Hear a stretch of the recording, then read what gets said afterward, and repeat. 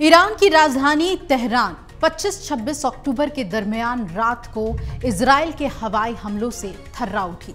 Tehran में रहने वाले लोगों ने जोरदार धमाकों की आवाजें सुनी, जिसके बाद लोग घरों से निकलकर सड़कों पर आ गए।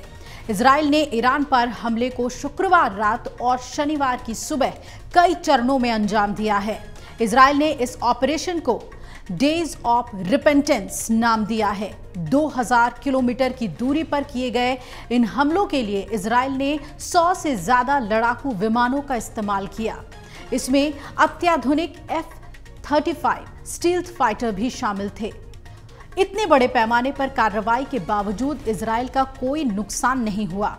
इजरायली सेना के प्रवक्ता रियर एडमिरल हगारी ने बताया कि सभी विमान ऑपरेशन को अंजाम देने के बाद सुरक्षित लौट आए हैं। 2000 किलोमीटर दूर ऑपरेशन को अंजाम देकर इजराइल ने एक बार फिर क्षेत्र के आसमान में अपनी बादशाहत को साबित कर दिया है।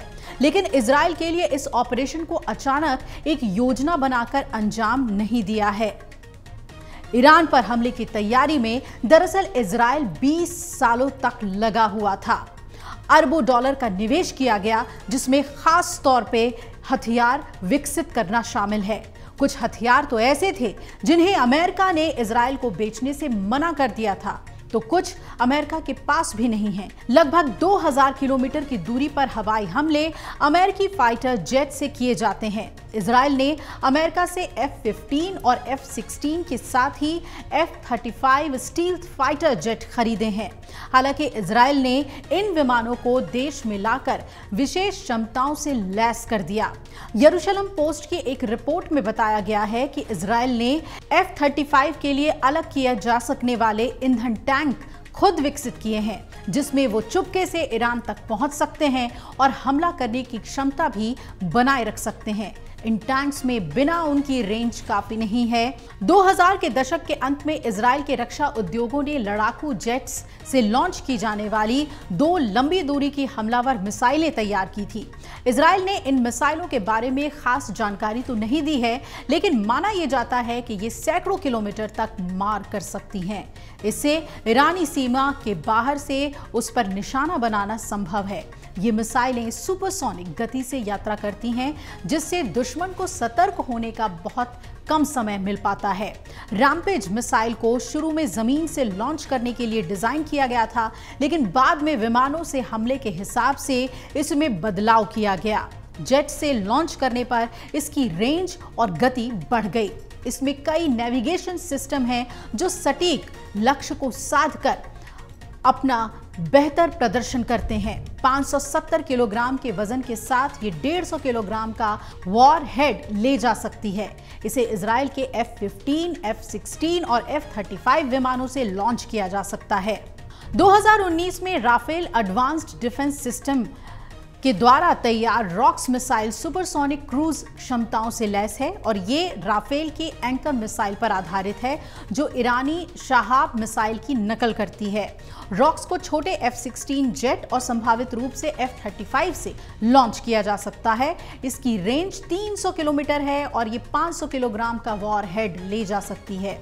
ये किलेबंद या भूमिगत संरचनाओं को निशाना बनाने में सक्षम है। विदेशी रिपोर्ट्स में बताया गया है कि इजराइल के पास सतह से सतह पर मार करने वाली जेरिको मिसाइल प्रणाली है, जो पारंपरिक और परमाणु दोनों तरह के वॉरहेड से लैस है और इन मिसाइलों को शुरू में फ्रांसीसी डसॉल्ट कंपनी ने विकसित किया था, जिसे बाद में इजराइल ने अपग्रेड किया है। और इसके अतिरिक्त एल्बिट ने बंकर बस्टिंग बम विकसित किए हैं, जिन्हें 500 MPR नाम दिया गया है, जो 4 मीटर तक कंक्रीट को भेदने में सक्षम है।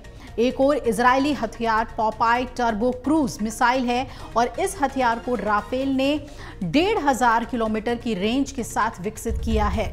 इसे इजरायली नौसेना की पनडुब्बियों से लॉन्च करने के लिए डिजाइन किया गया है और ये पारंपरिक और परमाणु दोनों तरह से हथियार ले जाने में सक्षम है। ये रेंज इजरायली पनडुब्बियों को फारस की खाड़ी में प्रवेश किए बिना ही लाल सागर या अरब सागर से ईरान पर हमला करने की क्षमता देती है।